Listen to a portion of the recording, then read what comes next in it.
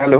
হ্যাঁ, নমস্কার। আমাদের সাথে এখন টেলিফোন লাইনে যুক্ত আছেন বিধাননগর বিধানসভা কেন্দ্রের সিপিআইএম প্রার্থী সৌম্যজিৎ রায়। সৌম্যজিৎ বাবু, খবর এখনে আপনাকে স্বাগত। নমস্কার। নমস্কার। সৌম্যজিৎ বাবু, প্রথম প্রশ্ন, 2011-তে আমরা শুনেছিলাম বদলা নয় বদল চাই। ঠিক 15 বছর বাদে কিভাবে দেখছেন বিষয়টা? দেখুন, যখন সেই মানুষ সের কাছে এই বার্তা নিয়ে 2011 সালে যাওয়া হয়েছিল, তার পরবর্তী সময়ে মানুষ দেখেছেন কি বদল হয়েছে।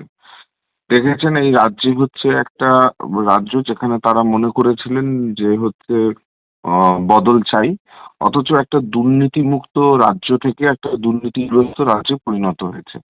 কারণ এই রাজ্যের সমাজের প্রতিটা ক্ষেত্রে যেগুলো যেগুলো মানুষ কর দিয়েছে, মানুষ যেখানে যেখানে এক্সপেক্ট করেছে গভর্নমেন্টের থেকে যেগুলো পাওয়ার কথা, এমন কোনো দপ্তর নেই যে দপ্তরগুলো হচ্ছে কোনোভাবেই হচ্ছে আপনার দুর্নীতিতে ছড়িয়ে যায়নি।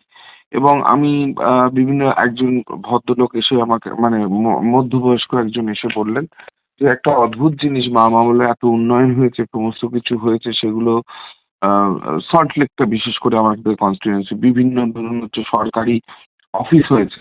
হুম। এবং আপনি লক্ষ্য করে দেখবেন এই বিধাননগরের ক্ষেত্রে দেখতে পারি 1 বছর আগে মুখ্যমন্ত্রী নিজেও বলেছিলেন হচ্ছে বিভিন্ন জায়গায় হকার থেকে শুরু করে ফুটপাত দখলের একটা এরকম চলছে।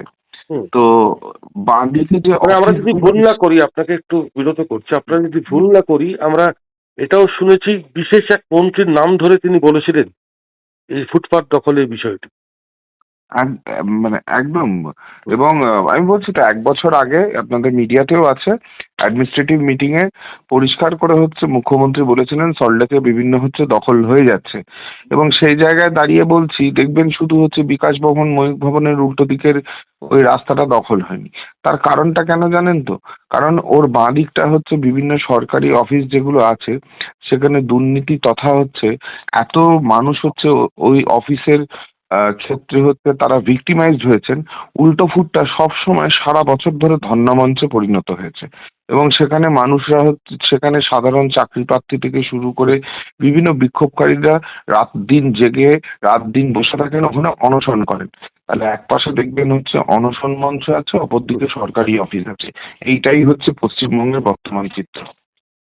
সৌম্যজিৎ বাবু, আমরা পাশাপাশি এটাও দেখেছি যে আগামী 2000, মানে মাফ করবেন, গত 2021-এর পরে আমরা একটি রাজনৈতিক স্লোগান কার্যত বাস্তবায়ন পক্ষে দেখেছিলাম, যেটি হচ্ছে হিন্দু খাত্রে মে হ্যায়।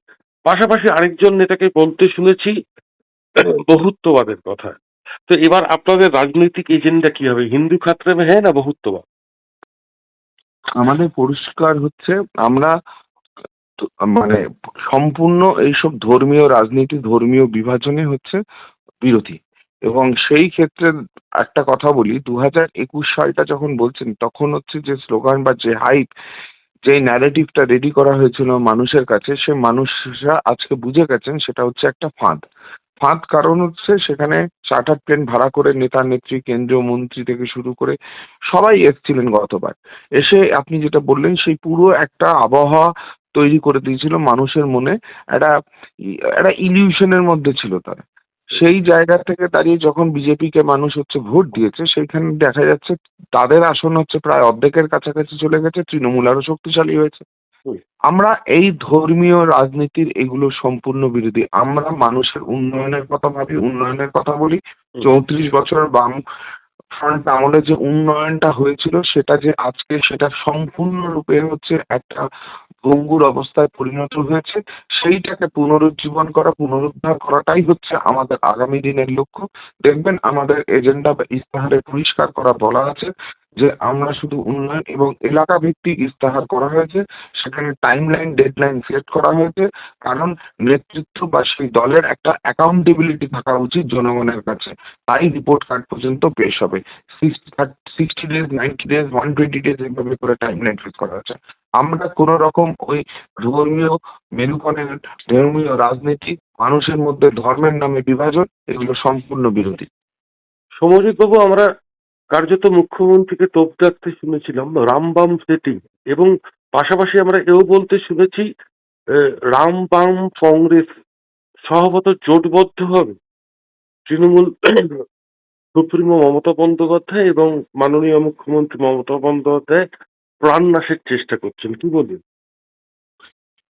আরে রাম বামের সেটিং, মানুষের কাছে দরজায় দরজায় গিয়ে একটা জিনিসই বুঝছি এবং শুনছি যে কেন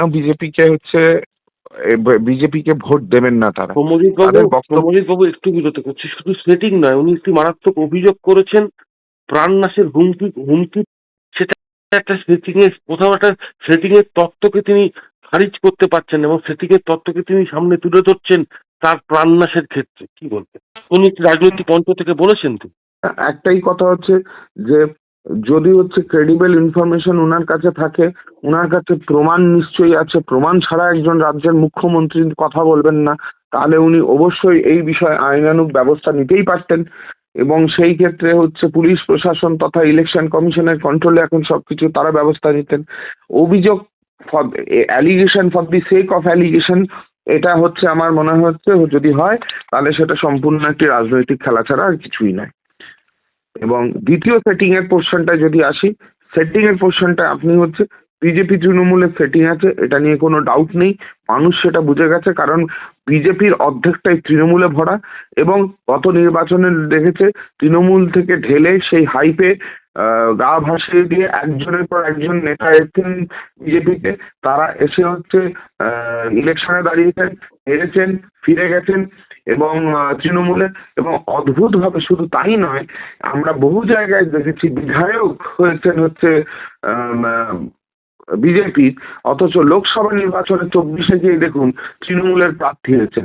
একটা দেওয়ালের এক অংশে হচ্ছে পদ্ম ফুল দিয়ে তার নাম দিয়ে হচ্ছে প্রচারের দেওয়াল আঁকা, অপর দেওয়ালের অপর অংশ হচ্ছে তৃণমূলের। এর থেকে বড় সেটিং আবার এই নির্বাচনে হবে, যে যেখানে হারবে জিতবে, আদান প্রদান এই ভাব ভালোবাসা চলবে। সৌম্যজিৎ বাবু, আমার আরেকটি প্রশ্ন, যেখানে আমরা কার্যত দেখেছি প্রত্যেকটি রাজনৈতিক দলকে সংখ্যালঘু ভোটকে কেন্দ্রীভূত করা, সেখানে আজকে আমরা দেখেছি যুযুধান পক্ষের মধ্যে ফাটল ধরাতে কিছুটা হলেও সক্ষম হয়েছিলেন ভরতপুরের বিধায়ক হুমায়ুন কবির। আজকের দিনে সংখ্যালঘু ভোট সিপিআইএম এর ক্ষেত্রে কতটা প্রাসঙ্গিক বলে মনে হচ্ছে? সংখ্যালঘু হচ্ছে ভোট কেন, আমাদের ক্ষেত্রে সমস্ত ভোটই হচ্ছে প্রাসঙ্গিক। তো ও বললাম না, আমরা ধর্মের বিচারে রাজনীতি করি না, কিন্তু কোনো জায়গায় যখন শব্দটা সংখ্যালঘু হচ্ছে, যখন কোনো জায়গায় দেখি যে কোনো marginalise sector of the society তারা কোনোভাবে এফেক্টেড হচ্ছে, সিপিআইএম সবসময় হচ্ছে ভিকটিমসদের প্রতি এবং ভিকটিমসদের জন্য সবসময় হচ্ছে সোচ্চার হয়েছে, সেটাই আমরা হব আগামী দিনেও। আমার শেষ প্রশ্ন, সৌম্যজিৎ বাবু, আপনি একজন আইনজীবী, হুম। যেখানে কার্যত আমরা দেখেছি 33% আসনকে সংরক্ষণ করার দাবিতে যে বিলের কথা বলা হয়েছিল, মহিলা সংরক্ষণ বিল, সেটা কার্যত মুখ থুবড়ে পড়বে, কি বলবে? দেখুন, এটা তো এর মধ্যে একটা এজেন্ডা আছে ক্লিয়ার কাট। দেখুন 543, আর একটা জায়গা আছে ডিলিমিটেশন পার্টটা আসতে হবে তার আগে। 543টাকে 850 করা হচ্ছে, করে হচ্ছে সেখানে বলা হচ্ছে 33%-এ করা হচ্ছে। ডিলিমিটেশনে কি ফর্মুলা হয়, ভোটার সংখ্যা, সেগুলো আমরা জানি, আমি সেটার মধ্যে ঢুকছি না। এবার আমাদের বিরোধীদের একটা জায়গায় বক্তব্য ছিল 543 অবস্থায় 33% নয় কেন। এখানে একটা জিনিস বুঝতে হবে, এখানেও একটা রাজনৈতিক খেলা আছে বিজেপির, কারণ এখন এই মুহূর্তে এটা করলে প্রচুর পুরুষ সাংসদ হচ্ছে তাদের সিট লুজ করবেন, এবং আগামী দিনে দেখতে পারবেন যখন হচ্ছে এটা উত্তর এবং দক্ষিণের ক্ষেত্রে দেখবেন জনসংখ্যা যে ইনক্রিজ হয়েছে সেটা কিন্তু, ধরুন একটা অ্যাপ্রক্সিমেট বলি, যদি ইউপির ক্ষেত্রে 20% হয়, তাহলে কেরালার ক্ষেত্রে হয়তো একটা হাইলি এডুকেটেড স্টেটের ক্ষেত্রে হয়তো 4% ইনক্রিজ হয়েছে। এবার যদি হচ্ছে এইখানে ইনক্রিজ হয় এই জায়গাটা 33%, সেই রেশিওতে ইনক্রিজ হবে, তাহলে কিন্তু সেই জায়গায় বেনিফিট লং রানে হচ্ছে বিজেপি হবে। ইউপি, এমপি, গুজরাট, হিমাচল, ছত্তিশগড় এইসব স্টেট গুলোতে কিন্তু অটোমেটিক্যালি বিজেপি প্রচারিত রাজ্যগুলোতে এই বেনিফিটটা হবে। এই পলিটিক্যাল একটা অবজেক্টিভ নিয়ে সমস্ত আইন প্রণয়ন করা, এইটা তো খেলাটা বেশি দিন চলতে পারে না। ন্যাচে এটা আমি অ্যানালিসিসটা দিলাম, সেই কারণে হচ্ছে পলিটিক্যালি সমস্ত, আজকে এই বিল আনবো, কালকে ওই আনবো, আপনারা জানেন শ্রম কোডগুলো মানুষের কিভাবে এসছে, তো এইসব সমস্ত কিছু হচ্ছে অপোজ টু পাবলিক পলিসি যদি হয়, সেটা তো মুখ টুকরে করতে বাধ্য। সৌম্যজিৎ বাবু, খবর এখনকে সময় দেওয়ার জন্য আপনাকে অশেষ ধন্যবাদ। ভালো থাকবেন। ঠিক আছে, থ্যাংক ইউ, থ্যাংক ইউ।